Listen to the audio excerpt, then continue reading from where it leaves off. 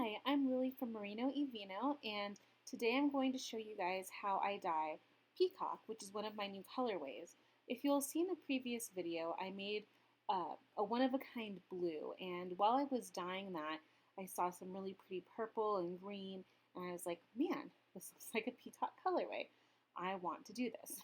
So this is obviously slightly different. I'm not using exactly the same colors, but the inspiration is still from that. So I think that's a huge benefit from just kind of playing around if you're new to dyeing. I've been dyeing for a little over a year now, and so I'm not quite new to it, but I still feel like there's a lot to learn. So when I dyed this, I didn't actually have any extra any extra water in the dye bath. It was just the pre-soaked yarn, and there was no heat either. There was some citric acid though, and you can see that I'm layering the colors and using my gloved hand to push the colors in so that there's good penetration throughout the yarn and making sure I don't miss a spot. One thing that has been fascinating to me as a yarn dyer, you'll probably see this in my shop if you check it out, is I love blue and yellow together. I just can't get it out of my mind. But I also try to avoid having the blue and yellow blend as a green. With Peacock, I wasn't quite so worried about it, but it didn't blend that much, which was great. It's exactly what I wanted. So you can see here that I have the yellow in the middle, and then I have two different blues on either side. And now I'm just letting it sit a little bit to make sure that the colors can absorb. Before I added the green, I moved the yarn up because the yarn's a little bit longer than my dye pot, and I want, again, to make sure that there was good penetration. The heat is on low, and because I'm using two burners, it doesn't quite evenly heat.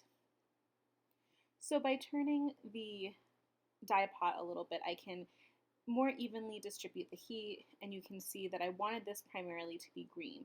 For some reason, in the pictures I took of this, it's very hard for me to accurately capture green.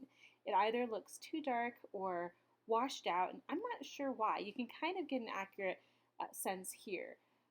But when I thought of a peacock's feather, again, I thought of the green, the yellow, and the blue, and I didn't really want there to be white spots or lighter spots. I wanted it to be fairly jewel toned because that's what I think of when I think of a peacock's feather. And I, again, wanted the yarn to heat and absorb. I wanted the color to absorb fully before I did the other half in green because I didn't want there to be any dye sliding underneath the yarn and blending on the other side because that's just not what I wanted. And so with dyeing, there's just a lot of wait time, and that's okay. You can see me flipping the yarn as well here. I don't really enjoy flipping the yarn because, as you can see, the yellow line isn't going to be exactly in the same place as it was on the original side. Luckily, the blue and green, it's not such a big deal. But again, I was kind of letting go of a little bit of control here and thinking, okay, it's okay if some of the yellow blends in with the blue because a peacock has yellow, green, and blue. So as long as I had mostly yellow on ideally one side, but it actually worked out for both. And since the blues were very similar, I didn't care if they blended so much. And same with the green. If a blue becomes more of a greenish color, I was fine with that too. And so with this dye, it was just measuring out how much dye I needed for each section, making sure I noted it down so I could repeat it in the future, and really using my fingers to push down the yarn. And since my 1% stock solution has water in it, I didn't add water into this yarn for a while, and it still worked fine.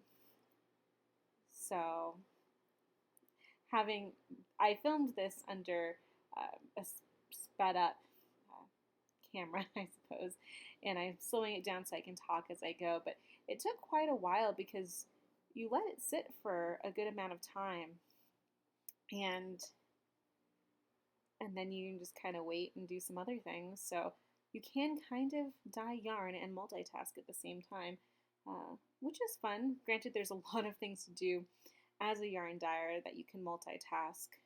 So while you're waiting for some yarn to absorb color. You can be working on other aspects of the business, which is not as much fun as watching a yarn dyeing video or even just dyeing the yarn.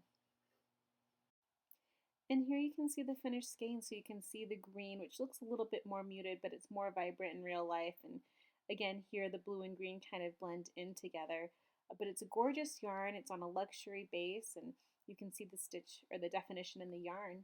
And I hope you enjoy working with it.